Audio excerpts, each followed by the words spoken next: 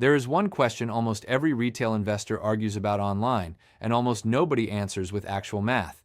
Two strategies, same money, same 20 years. Which one ends up with more? Quick note before we dig in. This is general education, not advice for your specific situation. If you are someone building wealth right now in a regular brokerage account, picking between dividend stocks and a plain index fund, this video is built for you. We are going to use real numbers, real tax brackets, real expense ratios, and we are going to follow the dollars all the way to the finish line.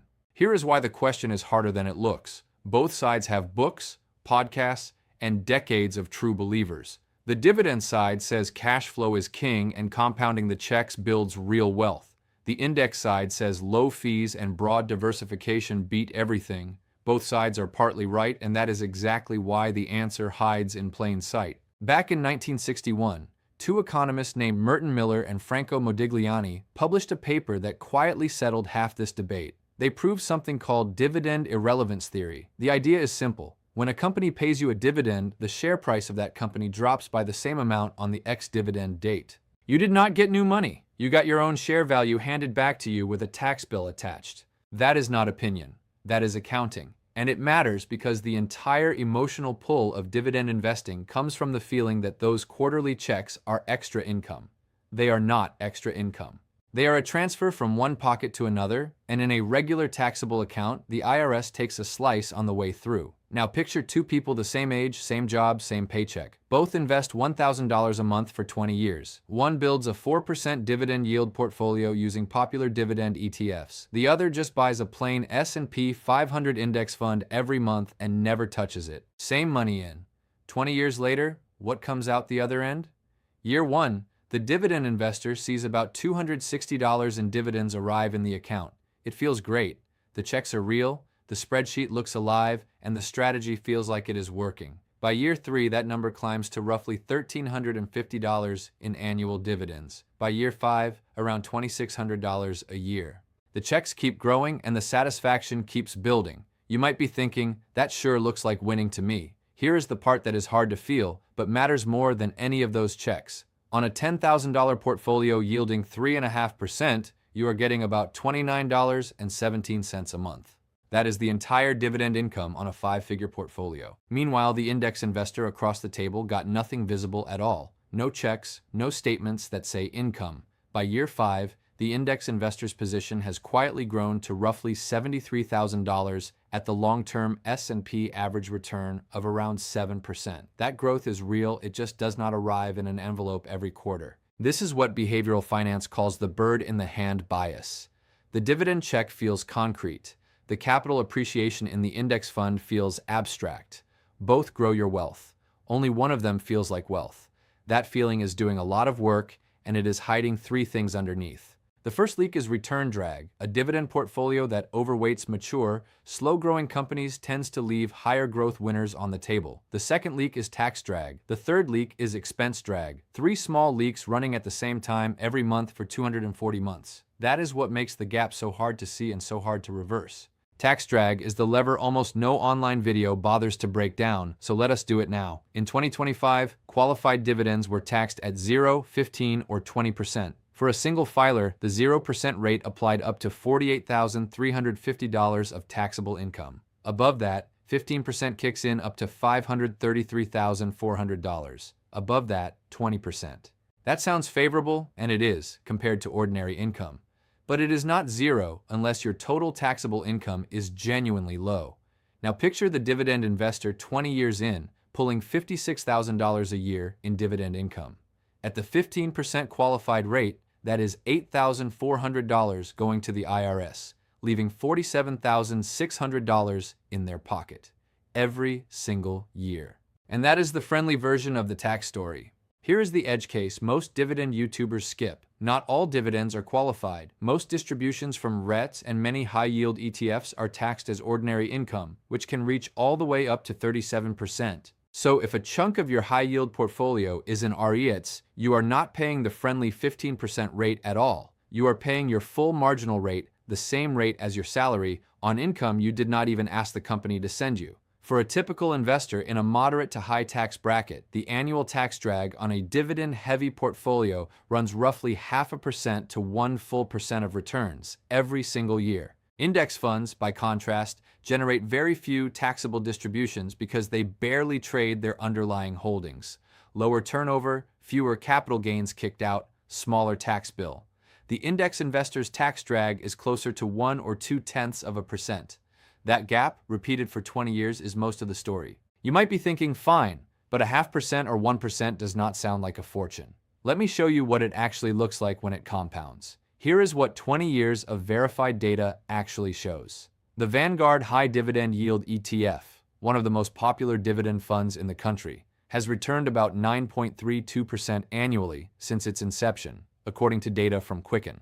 The S&P 500 has historically returned approximately 10% annually since 1957. That is roughly 1 percentage point of difference per year. It does not sound dramatic, it is. Index funds outperform dividend strategies over 20-year horizons by approximately 1 percentage point annually, 10% versus 9%, and the gap widens further in regular taxable accounts because of tax drag and expense ratios.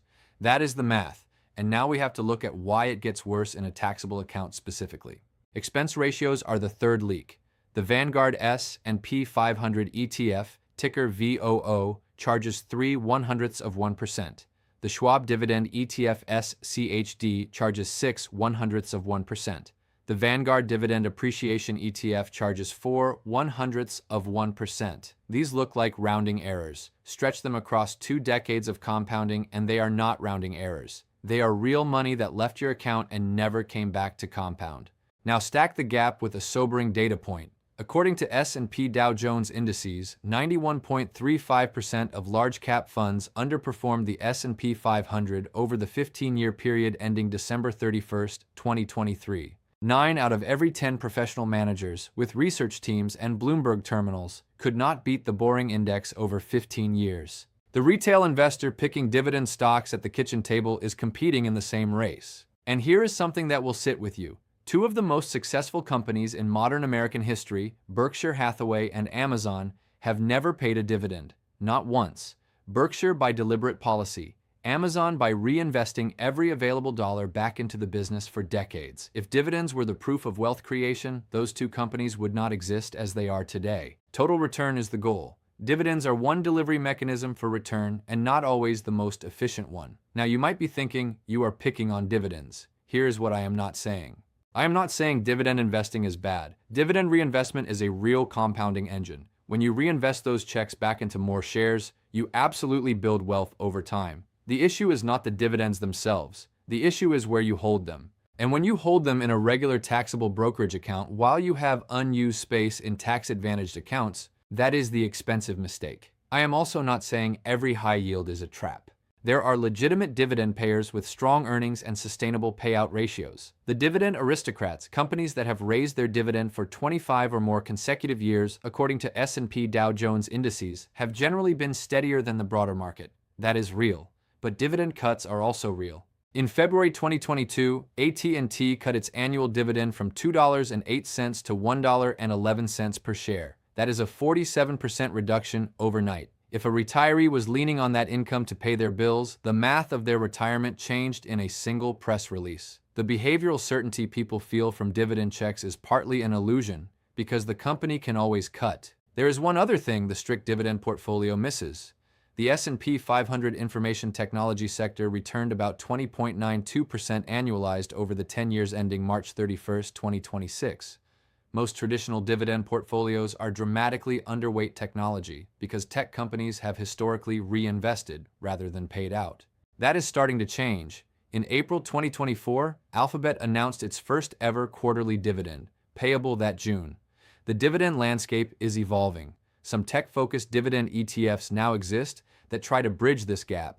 So the underweight critique is softer than it used to be, but it is still real if you are buying the classic dividend names. So here's where dividend investing genuinely makes sense, the part most online debates skip entirely. Inside a Roth IRA, the entire tax drag argument collapses. Dividends inside a Roth are never taxed, not the year you receive them, not when you pull them out in retirement. The whole mathematical disadvantage I just walked you through disappears. If you want to own dividend stocks, the Roth IRA is exactly the right home for them. There is also a real psychological argument. A retiree who has saved well but who would lose sleep selling shares in a downturn may genuinely be better off holding dividend payers. The behavioral edge of having checks arrive without having to make a sell decision at age 82 has actual value, even if it costs a little on the math side. Your situation will differ. This is a starting point, not a plan. And dividend growth stocks, specifically used as a complement to a core index position rather than a replacement for it, can absolutely earn a place in a portfolio.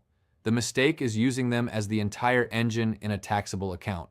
The smart move is using them as a smaller satellite around an index core. So what do you actually do with this information this week? Here is the framework. In your taxable brokerage account, your core position should be a low-cost, broad index fund. That is your main compounding engine, and you protect it from tax drag by minimizing distributions. Inside your Roth IRA, that is the right home for dividend exposure. Same dividend stocks, same companies, but the tax drag goes to zero because the Roth wrapper kills it. Same investments, completely different outcome based on the wrapper. As you get within roughly 10 years of retirement, you can start to add dividend growth stocks alongside the index core, not in place of it, to start building the income stream you will eventually want without giving up accumulation phase compounding. Remember, this is general education, not personalized advice. Before you move any money or restructure any accounts, sit down with a fee-only financial advisor or a CPA who knows your full tax picture. The right answer for you depends on your bracket, your account types, and your timeline. And a video like this one cannot see any of those. If you are the kind of person who wanted real numbers in a debate that almost always gets argued with feelings, hit subscribe. I make one of these every week. If this changed how you are thinking about your taxable account versus your Roth, that is exactly the moment to hit the like button so the algorithm sends it to someone else who is wrestling with the same question. And one last thing, we just spent this entire video showing how taxes silently shape your wealth in a regular brokerage account. The next video on the screen takes that one layer deeper. It walks through the Roth conversion question almost nobody gets a straight answer on. If you have built a real retirement balance and you are trying to figure out whether to convert this year, next year, or not at all, that next video hands you the map every advisor seems to be reading sideways. Click it now while it is fresh.